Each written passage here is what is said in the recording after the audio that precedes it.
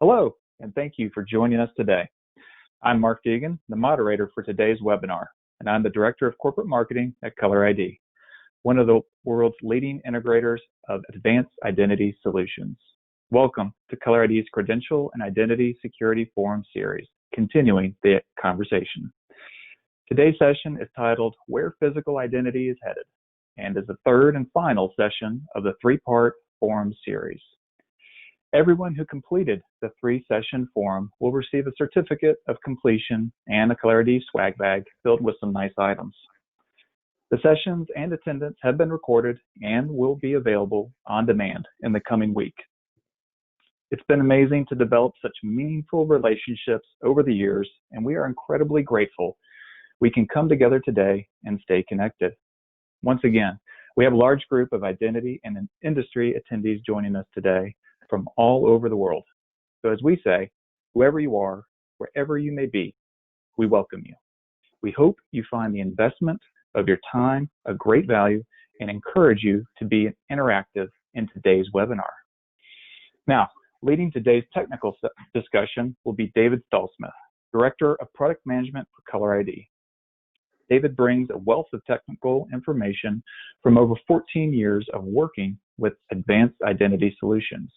Of course, many of you know and have worked with David over the years, as he works closely with manufacturers, vendors, and end users to promote the understanding of complicated products and services that comprise our identification industry. He has aided the decision-making process at many universities, healthcare facilities, large corporations, and government agencies as they considered acquiring contactless, smart card, mobile ID, and biometric systems.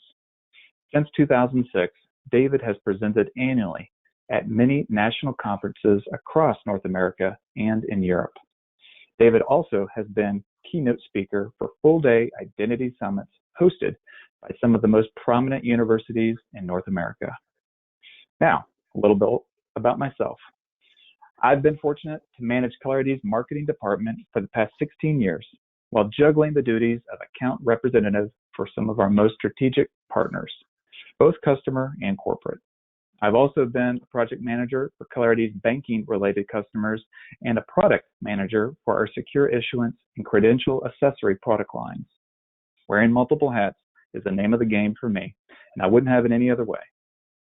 David and I are excited to share our technical knowledge concerning the advanced identity solutions, and our hope is that it somehow helps showcase Color ID's commitment to the industry and exhibits the value differential Color ID employees bring to our customer and corporate partner relationships. We want these sessions to be as interactive as possible, so please utilize the chat box, submit your questions, and let's have a great conversation today. I'll also be sending out live polls throughout the presentation to try to be as prompt as possible for those. Our entire business development team is listening in on today's session and are available for any questions or follow-up discussions. Just call or email your account manager or reach us at sales@colorid.com. Thanks again, everyone, for your privilege of your time and allowing us to come together and stay connected. With that being said, let's get this party started with the first live poll. David, if you could launch the Menti poll, we'll go from there. All right, Mark, here you go. Outstanding. All right, everybody. If you could utilize either your phone or your desktop, go to your browser, type in www.menti.com, plug in the code 943880. We're going to ask you the question, what are your thoughts on identity management since COVID-19? Again, that code is 943880, and that's menti.com. And the first person has submitted hi, hello back. Hope you're having an outstanding day. I know I am.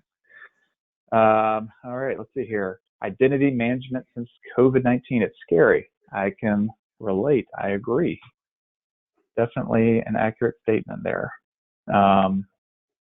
Anything else we got to kickstart it's very important, absolutely. Needs to be secure. That is the most vital portion of this whole identity management is to being secure. It's very important, and yeah, these are interesting times right now. So, okay, Dave, well, let's shut her down, and we'll let you take the reins of this presentation and go from there. And I will chime back in whenever we have the first poll, guys. Thanks so much. Great, Mark. Thank you very much. And thank you all for joining us today. We have a lot to cover today because we're talking about the future of identity management. And as soon as I get this thing to work the way I want, we're going to be good. Let's see, what do we need here? Slideshow, resume slideshow. All righty, there we go.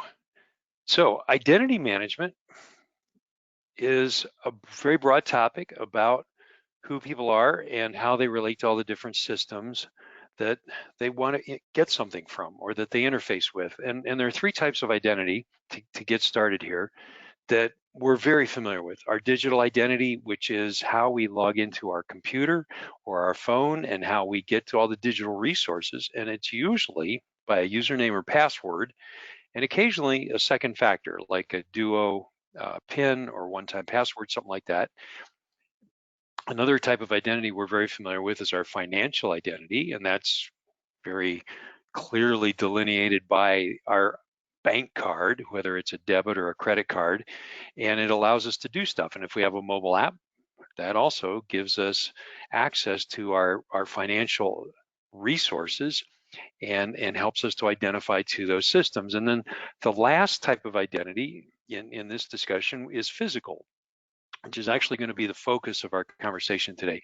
The physical identity, which is we carry an ID card, and we also can carry a mobile ID, but it is related to the person that we are.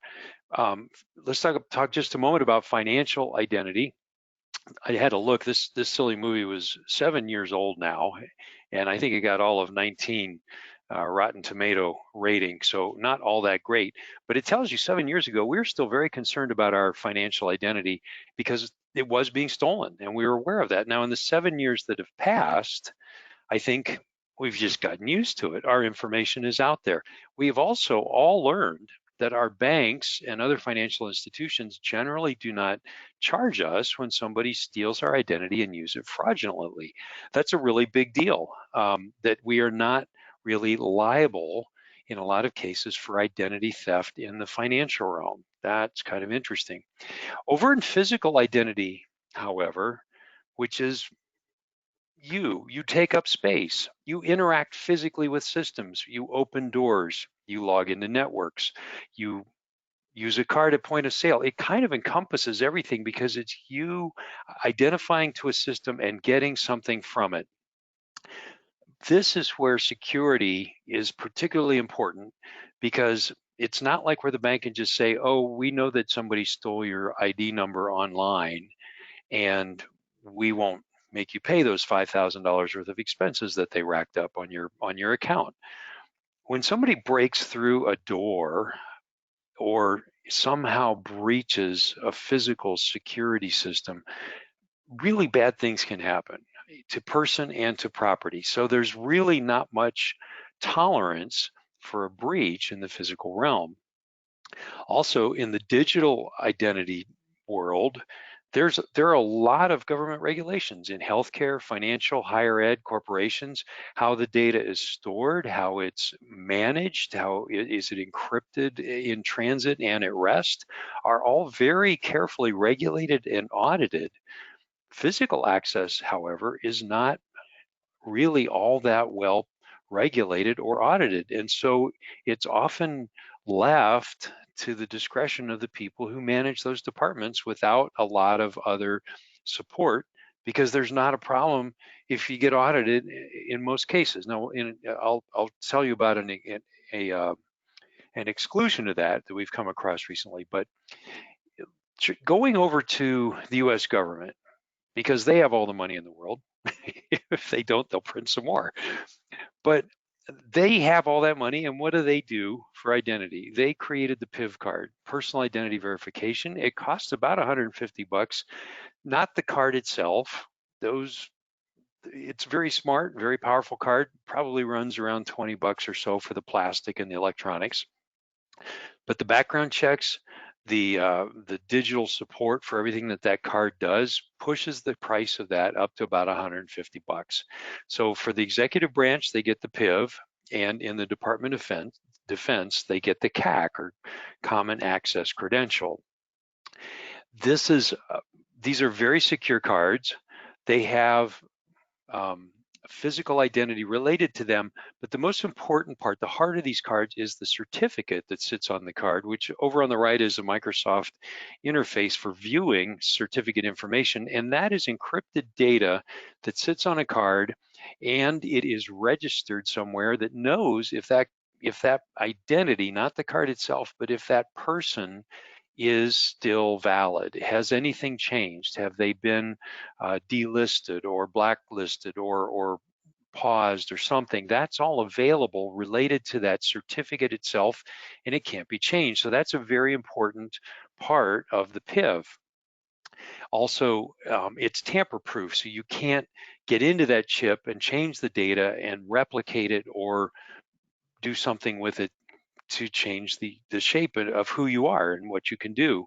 And then when any changes are made to the cardholder status, it's sent out to all the certificate authorities, and anywhere that you would use that card, they have access to that information. So there you have very secure information on the card. It matches what's in the databases, and they can be checked at any time. It can be used for physical access. Most of the time, those are used for logging into computers and to networks, but they do have a physical access component.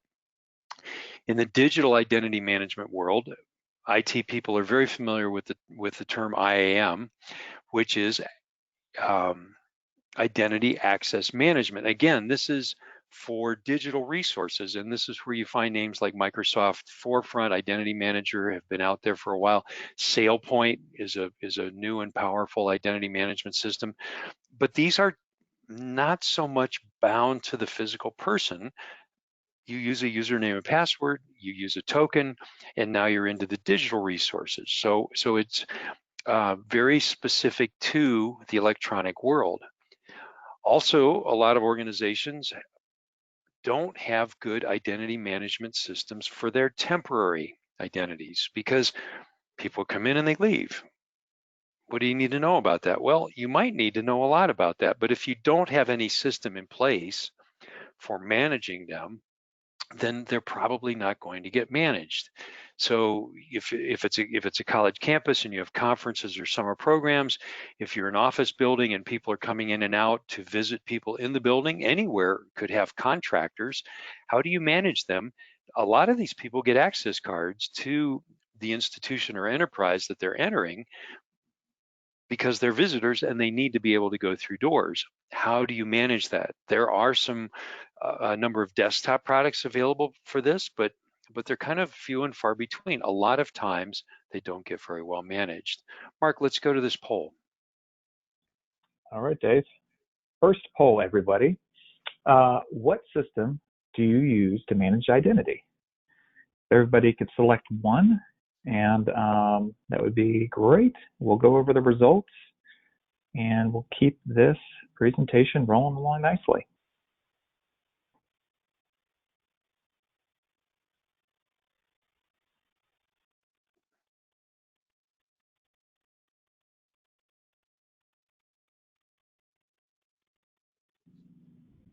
All right.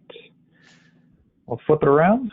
So 50% of you are utilizing our IT group has a system. We just get enough to print the badge. And then we have a three-way tie, 17% of the remainder results. So what do you think about that, Dave? No, that's interesting. So HR, of course, often holds all the important information about the employees and everybody associated with the organization. Access control system, often we see a much higher number there because people just, they print badges from the access control system, and that's as far as that badge is managed. It's interesting that the IT group has a system and that they are taking care of that. It would be interesting to know how much of that is linked to the access control system and other places where the badges are used, because oftentimes there's a breakdown in there. So identity verification. Now, aside from the nature of the identity itself, when somebody engages with an organization, you need to figure out who they are. You need to establish their identity. Who are they, and how do we know that? So HR offices have many channels for validating new hires. They fill out an application. There may be mailings to a physical address, emails to a digital address. You'll probably do a direct deposit and other financial channel communications, and an organization may conduct background checks. So all of that is all very good, coming at an identity from a number of different vectors to determine who they are. Once it's figured out who they are, then at that point, the HR system or the IT system, the ID management system, sends the information to the people who make the cards, and you got to get a card in their hands. So you just print the card. If it's from the access control system, or if it's just from software that's reading a database that's getting a feed from the HR system. So, but in the card office, you're just putting a card in their hand. The thing is, that card can open doors. It can be used at time and attendance, parking, print copy systems sometimes. Once that card is in somebody's hand, they can go use it. What happens when they leave or something changes? Because these card holders often stay in systems for a long time, and the badge office may be handling changes manually once that card is issued. Well, a lot of times we get by, we catch most everything, we make the cards, we hand them out, somebody tells us they're leaving, we get the card back, or whatever. It works most of the times, and occasionally, somebody says, "Oh, you missed this," and so we go and we fix it. But it's going to keep getting more and more complicated. So if you're already strained in the way you manage identities and cards, it's not going to get easier. There will be more systems. There will be more types of credentials.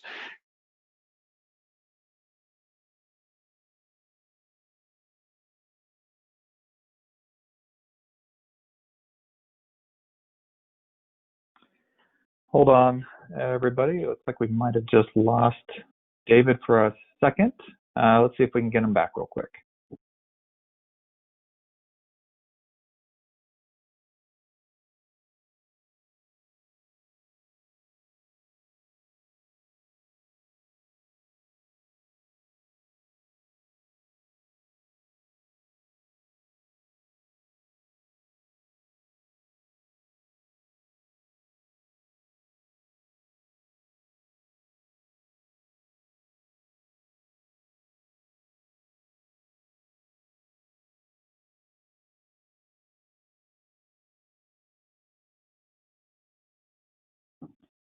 We're getting him back on here in just a moment, guys.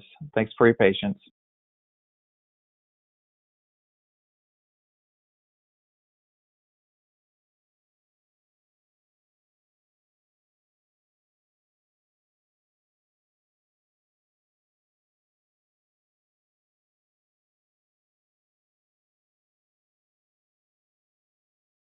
All right, looks like I am back online. I apologize, folks.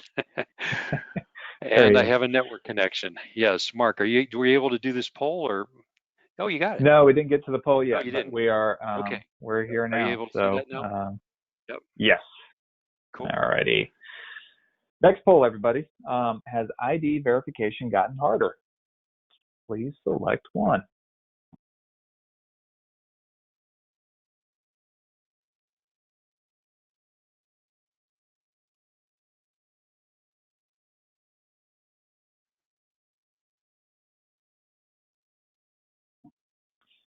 Outstanding. Thank you, everybody.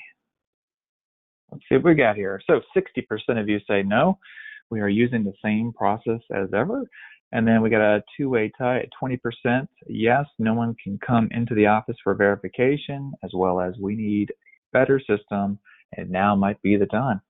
All right, Dave, what do you think about that one? Yeah, no, those are good. The way that we issue and use cards has kind of been the same for about 20 years. So we may continue to do that for 20 more years, or things are starting to change. And that's what we're talking about here today. So interesting though that a large segment of this group has been doing pretty much the same thing for a long time. Let's talk for a minute about biometrics. And there is a lot of talk these days about biometrics for a lot of different reasons. But what are biometrics? Well, it's where you measure something on a body and then you present and you create a number and then you present that body part to the sensor and it creates a new number. And if they match in the database, then you get what you want. You go through the door, you make your payment, whatever it is. In this case, we see a picture of an iris, the color part of the eye. All that is read by a photo is taken of that, and a software looks at that photo, creates a number, a very long and complicated number called a template. The template is hashed and encrypted and stored in the database, and then if it matches, then when you come back to that biometric sensor, the door will open, for example. And here's how that looks. So you have the authenticate when you first create your template there, in this case, a fingerprint. And we're talking about one-to-one now. So we have one fingerprint that we want to match, and it is stored in a phone or in a system. And when we come to the sensor, we put our fingerprint down and it creates a new number, and we're going to see if we can match that. Yes, that matches. So this fingerprint will be allowed access to that system. That's one-to-one. The system knew what it was looking for when it saw that fingerprint. In the case of one-to-many, though, the system has no idea who you are or what template it needs to match. So in this case, you bring your iris, your eye up to the sensor, takes a picture, and creates a number. And then it matches against the number for you in the database. And it's not that number, and it's not that number. And it is that number, and it's not that number. So because you match against one of the numbers in the database and you have permissions, you get in. And that's one-to-many matching. It's a lot more complicated and requires much better systems because you're matching what's being presented right now against everything in the database. When you do these one-to-many especially, it's very important that the system balance false acceptance against false rejection. You don't want to falsely accept somebody that shouldn't be accepted. If you let somebody in that shouldn't be there, that's bad. But if you falsely reject people, in other words, you say I don't recognize that biometric template, then the CEO is going to be pretty upset whenever he comes to that door and cannot get through when he is enrolled and the system should be recognizing him. So biometrics has to walk through the middle of false acceptance on one side and false reject on the other and create a good system that accurately is able to identify people. Everybody's pretty familiar with fingerprints. They've been around forever and used for law enforcement for a long time. They began to be used for access for about 15, 20 years ago. They're not very popular right now because it is generally a contact biometric. You have to actually put your finger on the sensor in most cases. There are a number of different kinds of sensors, multispectral, light emitting film.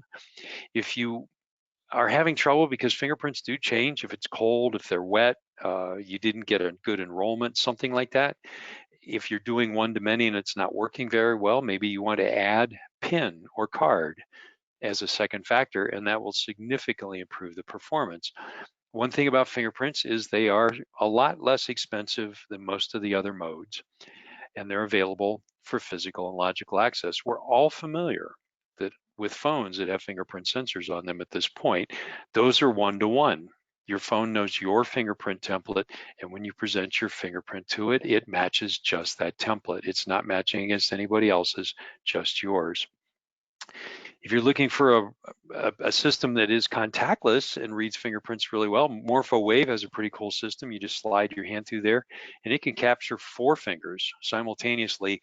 It's very fast. It is not inexpensive, but it works very well.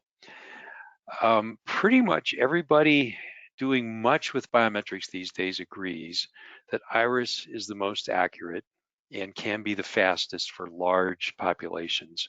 So if you have a data center or somewhere where you need to either move large groups through very quickly or you need very high security, the iris has an enormous amount of information and it can do matching of one to many in about 1 second or less for 100,000 records. So you look into the camera, it takes a picture, the system can return a match one to many up to 100,000 very fast. Facial recognition has become the biometric of the day. We've had cameras everywhere. We have better cameras now than ever before. And since the cameras are there, we can just see everybody's picture. We also look at things like Facebook and other social and digital sites that talk to us about biometrics because we're recognizing faces. When facial was first considered for access control or other security related considerations, it wasn't all that great. 10 years ago, it has gotten much better. One to many, it is still, in a lot of cases, it depends on the quality of the camera, the lighting, the angle. It's still not as deadly accurate as iris, but it is getting better all the time, and everybody wants it to get better. So a lot of resources are being put into facial to make it work better. I had the experience, facial recognition. We all know that it's being used online. I have a son who is enrolled in a lot of online services. And I was going through our Google Photos the other day, and I just typed in his name in the search bar. And Google Photos, I haven't tagged any of my photos with his name, but he has an account at Google, and Google knows who he is. And it pulled up a ton of pictures, not just from the last couple years, but from many years ago. And those are all pictures of my son. So Google, using facial recognition coupled with a name and some other things, was able to go through the thousands of photos in my account and pull up pictures very accurately of this person. So there's a lot going on out there with facial recognition these days. There are companies now making facial recognition cameras dedicated that you can put next to a door. This particular model here has a fingerprint reader, a card reader. You can type a PIN into it. It has actually where that clock is it's a touchscreen, and it runs on Android. So you can do a lot of interesting things there. It has liveness detection as it is taking a photo of you, which is very important. So you don't walk up with just a cardboard cutout of somebody's picture. And also, very interestingly, these days, they have built a very accurate temperature sensor into this device. So when you come up, you can scan your face. The temperature sensor will read your temperature. It knows who you are. Some people are buying this just for the temperature sensing capability and mounting them on stands. Other people put them at the door, and it'll take a picture of you and read your temperature, and you go in, or maybe you don't. So interesting device there. Some things to think about in biometrics. There's, privacy is always a concern, and how do you manage biometric identities? In a closed system, such as an access control system, which is kind of what a lot of people would prefer, I think, in some ways. I mean, obviously, Google Photos has pictures of everybody in my family and knows a ton of stuff about us. But somehow if I'm using a biometric at the door, I kind of feel like I wish it was a closed system in a lot of ways. In a dedicated system for purpose, maybe this data only stays in that system. Certainly, if you have high security access control system, this would be what you want. And then you have the ways that biometrics are collected and used, either voluntary or involuntary. If it's voluntary, of course, then people have to opt in. They will enroll and they will know and give consent to be enrolled and to be identified. But with surveillance cameras, we can do involuntary facial, especially biometrics, at any time because cameras are everywhere. So there are concerns out there about privacy. every organization needs to manage that in a way that suits their corporate policy.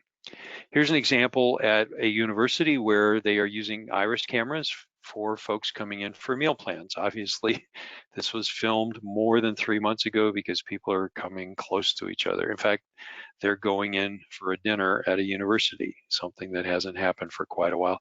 But they just walk up, they look in the camera, it takes a picture, it's connected to the back end system, the light turns green and the turnstile lets them in. It's a good way to move people through high volume areas in a hurry. There's no card that you have to present there or anything. You just look in the camera and in you go. Also, like I said, at data centers, many data centers use iris cameras, especially, or card plus iris, or card plus pin plus iris, to secure these very important physical security operations. So, another poll question, Mark. All righty. Let's see here. Next up, do you use biometrics?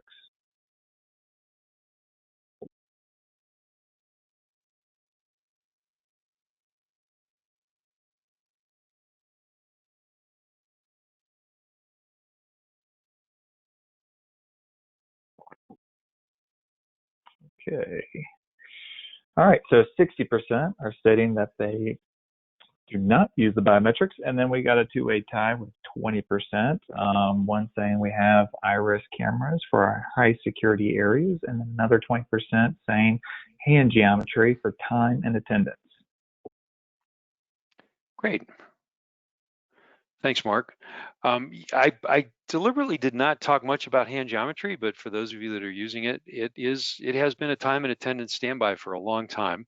Allegiant has sort of trimmed back their support for that system because it isn't very accurate from the biometric side. Usually you have to use a pin or a card, unless you have a very small population, because it just isn't very good with the size and shape of a hand. You know, it gets some information from that, but usually it's the card or pin that actually is the primary identifier with that system. So it's been used all over the world. I would say in the last 20 years, it has probably been the most used biometric, and especially for time and attendance, but its time is coming to an end, at least in that current iteration.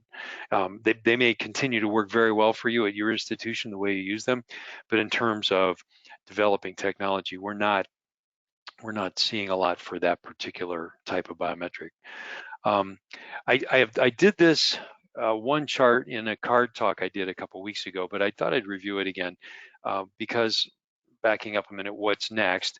And I think cards are going to be with us for quite a while yet. But if you're still using Magstripe or Prox, you still ought to be thinking about upgrading those to better security. There are no keys for encryption. They can be very easily cloned. It's kind of worse than having a regular brass key at your doors. The only thing it gives you is electronic access control. But if somebody's cloned a card, you don't know who might have carried that card that was able to open a door and walk through and do whatever they did. MyFair and iClass are now pretty old technology, so if you were looking to upgrade your cards to a better technology, it would not probably be those. It would be either Desfire EV1 and iClass SE, or Desfire EV2 and CIOS. And HID figures prominently because they have been the primary maker of access control cards and readers in North America and around the world for a long time. So again, card technologies over here on the left, really no security to speak of. It's a plastic card, it opens the door, it can be very easily cloned. Anything to the right of this dotted red line is a good card and will be secure most likely for a long time. Sometimes things change, but those seem to have the ability and the built on everything that's been learned over the last 20 or 25 years. Good technology there. Now let's move to the next thing, beyond cards, mobile ID, where a phone can be used like a card. And you know, we carry these around, we use them every day. It is a PC in your pocket. It is a powerful computer. It has many network connections. It has GPS built in. It has a great user interface. It has a lot of inputs, touch, camera, audio input, and it has a card reader, many of them, and the highly developed support in these operating systems, Android and iOS, and then all the apps that are available for mobile ID. So extremely powerful device, and we all have one. This has not escaped the attention or interest of the financial market, people who need to know their customers in financial tech. And so much is going on with mobile development for financial things. Apple Pay, Google Pay have developed tokens, a whole system for creating a secondary card number so you can use your phone to make a payment and not reveal the number on the credit card behind that payment. And that's just a very simple approach there. But there's a lot going on, and you know all the different things, Venmo, Cash App, what's the one we use with our bank? I forget the name of it. I don't even think about it, but all the banks offer this. Zelle, so there are a ton of things going on with phones and payments. So they're very interested in this and know that everybody has a phone. Another really large identity project in India, where right now over 1.1 billion ID numbers, which they call Aadhaars, have been issued to Indian citizens. And having handed them cards and registered biometrics for all of them, which gives them access to financial system, credit, government services for citizens. It's a government ID, but it gives them access to many services, more than we would have here from a US government ID at this point. In India, they are now issuing virtual tokens. So if you have your Aadhaar number and they capture your fingerprint or your iris, or they send a one-time password to your phone, and now you get a 16-digit ISO number can be mapped and can be an identity on your phone to interact with the system. So it started out being biometric and card, and they're migrating to mobile, a very large system there.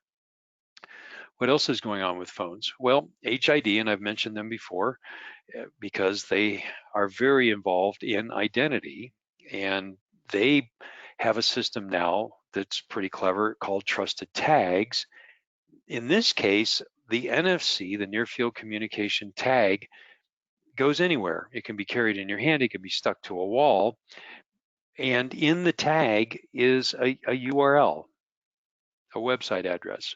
And when you hold your phone up to the tag with the NFC enabled, it will read that URL and it will connect to HID's cloud, and your phone will make a connection. So your phone is rather than you carrying a card and identifying to a system that has the network and all the power and the backhaul behind it. In this case, the tag is the fixed item on the wall, let's say in a guard tour or something like that. And when you present your phone is the network, it's the connection, it's the brain. So now your device becomes the back-end system for that. Very clever approach there. In another interesting development, Fine Range, FIRA consortium, these companies right here are all involved. And this is a development of a standard for ultra wideband. So right now phones have NFC capability and they have Bluetooth capability primarily for mimicking card behaviors, but it's not. In some cases, it's not always fast, and in some cases, it's not location accurate. Ultra wideband is very fast and very accurate for both position and motion. So if in the demos, this is a developing product and protocol, both for phones and tags and fobs. As you approach a reader, whether it's at a door or on a car, and the automotive manufacturers are very interested in this, access will be granted automatically because that system knows where you are, you're there, where you're approaching from. It's like a second generation version of NFC or Bluetooth. So that's something to keep an eye on. These companies here are all powerful in this field, and we'll see what they come up with. They have a plan to put ultra wideband everywhere, access control, logical access at your computer. Pretty much everything we've talked about so far is going to be involved in ultra wideband as they continue to develop it. And it seems like the phone will probably be the source of that. So I've talked about all these different kinds of credentials: Bluetooth, NFC, ultra wideband, biometrics, all these different ways of identifying a person, or pretty much identifying people to a system. Earlier in this talk, I talked about managing these identities, and as we add more types of identities and more ways that they interact with systems, it becomes more important and will become, I think, essential to have tools really committed to managing physical identities. Card Exchange is a product that they built this product just very recently. They released it. It's cloud-based. There's the interface right there. It's a bunch of people in a database and a lot of information about them. But it is built to manage those identities and what systems they're connected to. If anything changes, you change it in this interface in the cloud, and then that will send data to the other systems that are connected to alert them that there has been a change, that someone has been removed from the system, their credentials been revoked, that there was some kind of change. If you don't really need another database in that regard to help you manage things, but you are having trouble connecting your systems, you get data from one system, but you can't get it anywhere else. And one of the biggest types of systems that are tough to connect to are access control systems. Swift Data is a company. They have a managed database. They remotely install it on your site in most cases, and they have connections to all kinds of other access control and third-party systems. So if you have data coming into your ID management system and you're printing cards or you're distributing mobile IDs, Swift Data can then send any new information to your access control system. It can send ID numbers back to the ERP or the HR system. It's a very clever product, and it sits in the background. There's not an interface to manage here.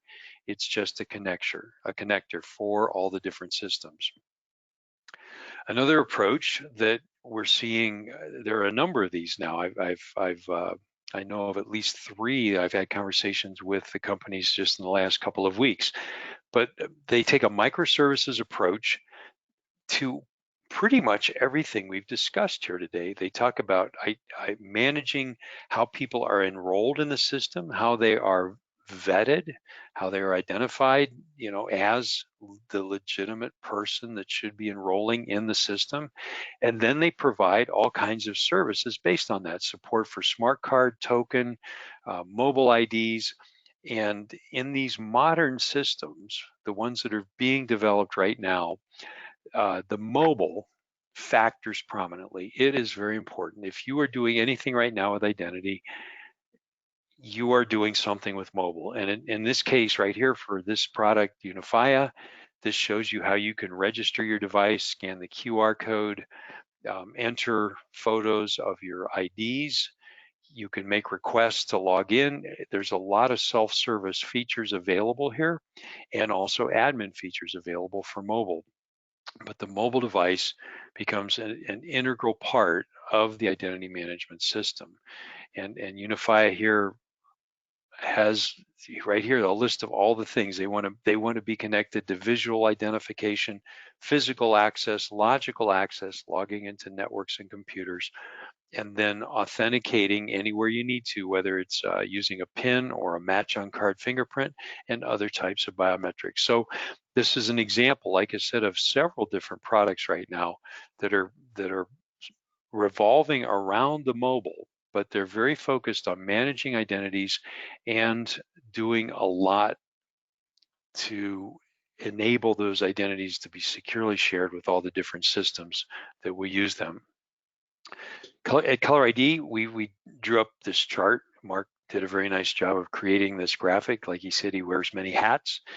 And this shows our vision of identity management, where you as an admin or somebody managing identities do not have to necessarily individually log into 6 different systems to enter information into all those different systems. Rather, and Card Exchange would be an example of that, Unify another, there are others also, but that particular type of solution we refer to as an identity management layer. And you log into that, more than likely it's going to be some kind of cloud type service, which is connected to the databases shown here at the bottom, that would be either pulling data from those databases from HR, or writing data to the access control system or other systems. Also, there's at the number 7, there's an arrow to another cloud service there that manages ID card printing. And at number 5, which in this case could be a solution that we discussed in another session called Fargo Connect, which would be a natural fit here, but there are others.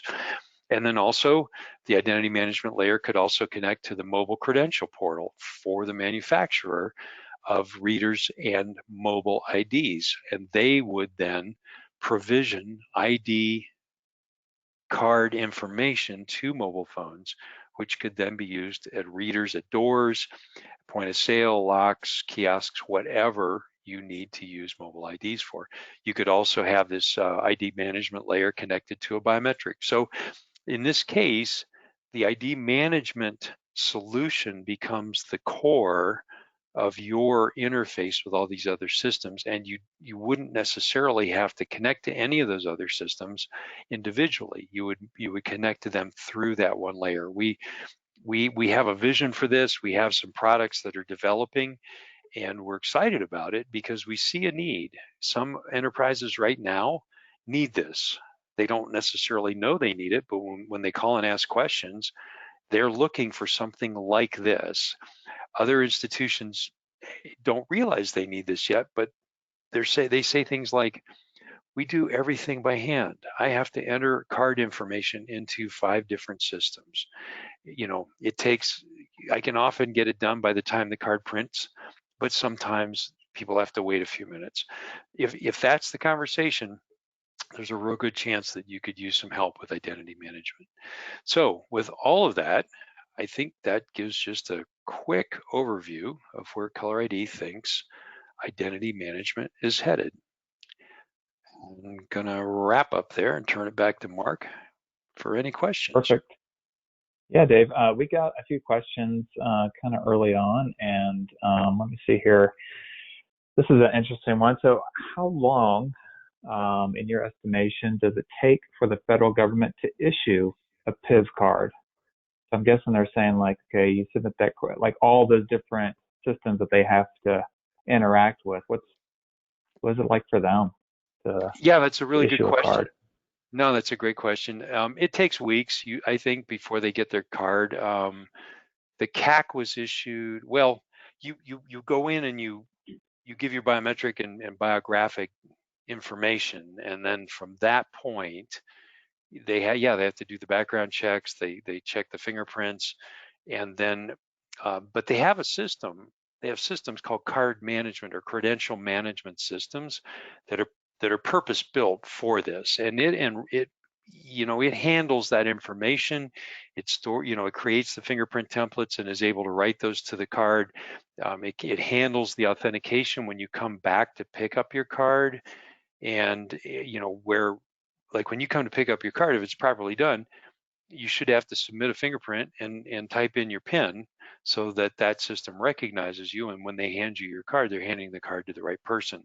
So, but in my understanding, it's a couple-week process. The cards are already made, of course. They're not, um, they're not necessarily made on demand like an access control card. They're electronically provisioned, through the card management system, which can even happen at an individual kiosk or PC. Cool. Next question is there a difference in speed when comparing one-to-one versus one-to-many? And I think that's in regards to your iris recognition slides. Yeah, no, that's a great question. Also, Well, in biometrics, whether it's iris or any biometric, even facial, if you have a photograph of somebody and you're trying to find that same person in a group of 30,000 photos and videos, that's one to many. So the one-to-one should always be the fastest. Now, if it's iris is extremely fast, so just the way it's designed and the way the eye works and just the whole thing, it's a very fast system. So if you have a very small population, one to many with iris might not be noticeably slower than one to one. But if you have a larger population, or if you have a tougher biometric like fingerprint, or well, fingerprint templates can be kind of small, but even facial, one to many can take a little longer because the system has to run all the checks against, they have to go do a query and go find that other template that comes close. And these are not always exact matches, right? There's always a probability, because every time you present an iris or a fingerprint or a facial image to a system, the template is slightly variant. If it's a different angle, a little different sense, something is a little different. So you're always working with a probability. It's almost never a 100% match. But short answer is one-to-one should always be quicker. Gotcha. And then I know that right now iris capture that works a distance, what, like 12 to 18 inches, but I feel like I've heard, some manufacturers trying to get that distance a lot farther, right? Yeah, Iris at a distance was a project a number of years ago. There was a lot of government funding to develop that. The challenge with iris has been that it requires a very specific wavelength of red light to get the best contrast in the features of the iris and the grayscale image that's generated.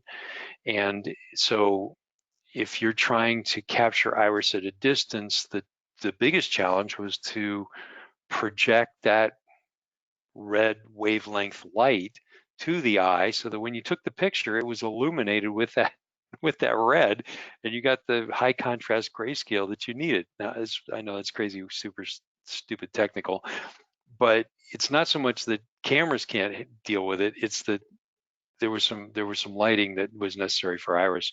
Um, the cameras right now that are successful for physical access, yes, 12 to 18 inches is about right. There are systems that will read, and you see them at the trade shows. They'll read 8 to 20 feet, but the accuracy diminishes.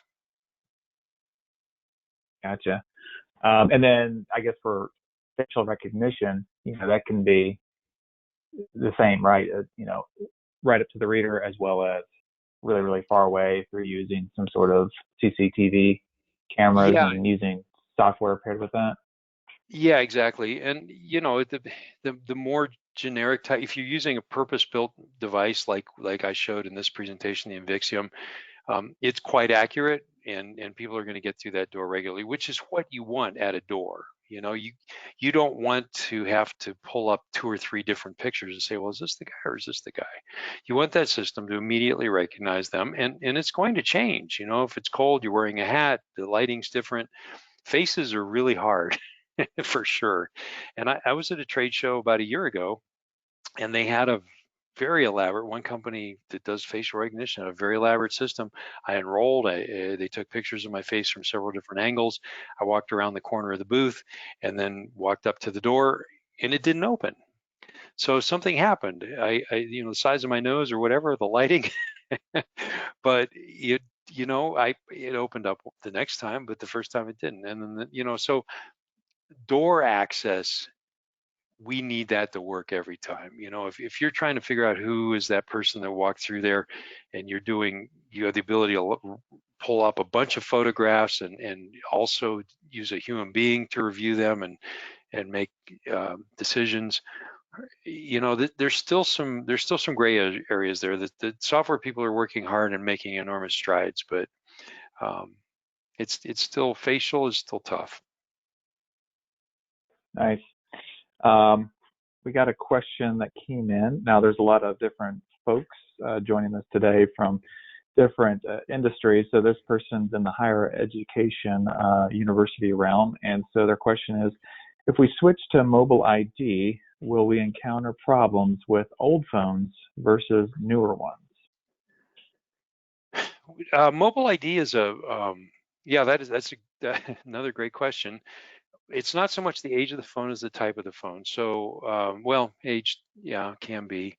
Um, HID and another company, SafeTrust, have very nice solutions that use Bluetooth. And the advantage of Bluetooth is that it's available for this type of application on both Android and iOS. So it works on both phones.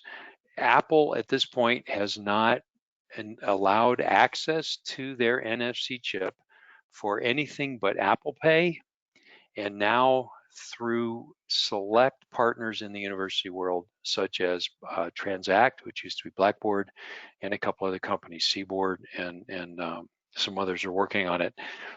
Otherwise, Apple keeps a really tight clamp on their device and access to the NFC.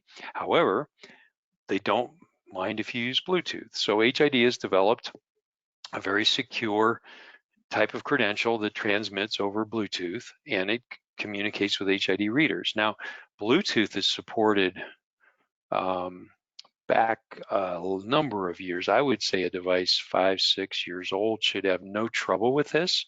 The newer ones may be quicker and smoother in terms of being aware of it, but the readers are also getting better too. HID has just introduced a new line of readers they call Signo, and as the phones are approaching, it's communicating with the phone, and the phone's starting to wake up even before the actual credential would be passed. So the things, like everything else, things are moving very quickly here.